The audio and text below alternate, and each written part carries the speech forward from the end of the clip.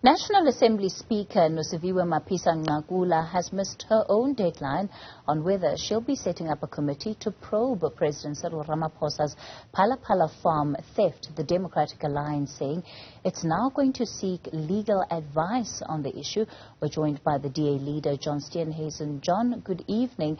What do you make of the fact that there's still no clear answer from the Speaker's office about what the fate or the future of this case, at least before Parliament, might be? Well, thanks very much. And obviously it's a very disturbing set of events that has occurred.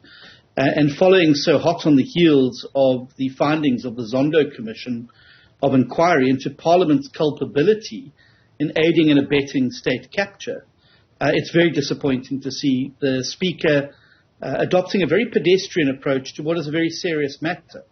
And I've no doubt that down the line, Parliament is going to be found wanting.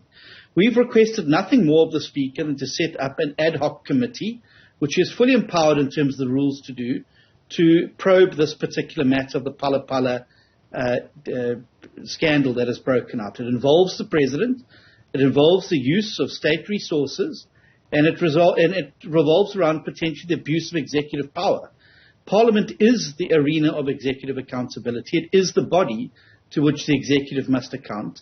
And therefore, it seems very strange that the Speaker would prevent even an ad hoc committee from being formed to look into this particular matter. It's simply not acceptable. And once again, we're seeing Parliament walking into the same traps that it had set for itself before, where it's becoming more of a protection squad for the President than an arena of executive accountability. And that should worry all of us as Democrats and constitutionalists in the country. The difficulty that Parliament faces, John, is that it's not the first time we've been down this road. One just has to go to that Constitutional Court judgment on Nkandla to also remind ourselves just of some of the scathing acts or accounts of unaccountability that Parliament has been, has been complicit in over the years. Yeah. Absolutely, and it's not only that judgment, it was followed on by the Zondo Commission. And in the Zondo Commission report as well, the President himself conceded that there was no reason why Parliament couldn't have adopted an ad hoc committee inquiry into Eskom while the other investigations were going on at the same time simultaneously, which completely undermines the Speaker's argument. The Speaker is also disingenuous when she says that the other committees are dealing with this matter. They are not. We've written to the Police Portfolio Committee to subpoena Major General Wally Rhoda and others to the committee. They have refused. We've written to the Justice Portfolio Committee in Parliament to subpoena Justice Minister Ronald Lamola to clarify the issue of the letters between the Namibian Department of Justice and South Africa's Department of Justice. They have refused. So there is not a single committee in Parliament that is tasked or seized with exercising this oversight and accountability. And that is a shocking dereliction of duty on behalf of Parliament, which its main job is executive accountability. So what happens now, John? So we wrote a follow-up letter to the Speaker on the 20th of July, in which we set out these points and we completely demolished her straw man arguments about other committees doing the work and duplication. We made a complete meal of her original refusal. We've not even had the courtesy of a response to that. And now we're sitting already in the first week in August. We've again written to the Speaker's office today saying we would like an answer, because if the Speaker is not going to set up an ad hoc committee, well, obviously we've got some options to pursue. We could bring a motion of no confidence in the Speaker for her dereliction of duty and force a debate in the House about her suitability to continue in that position, given the fact that there's clearly a protection racket going on here for the President. There are legal options where we could say it is unreasonable and irrational for Parliament not to be involved in setting up an ad hoc committee. When the House reconvenes, we can also bring it to the floor of Parliament. So there are a multitude of options open to us. But here's the thing. I would warn the Speaker that an ad hoc committee is the very least she can do. She's going to be faced very soon with requests for an impeachment of the President. She's going to be faced very soon with requests for a motion of no confidence in the President, and it would be in her own interest and Parliament's own interest to rather set up the ad hoc committee so that we can look into this matter properly before we start embarking upon those other processes.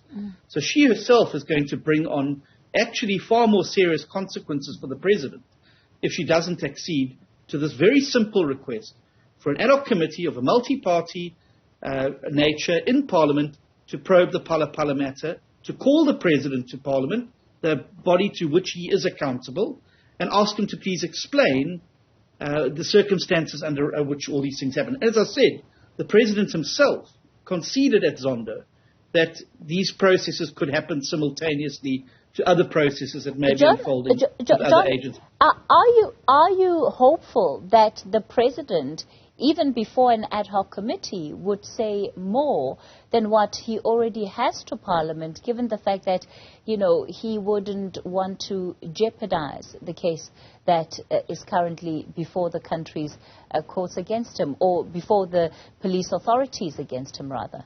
Kathy, I wouldn't know what could possibly jeopardize a case that's been 2 years old. It's not like something could happen in the intervening period.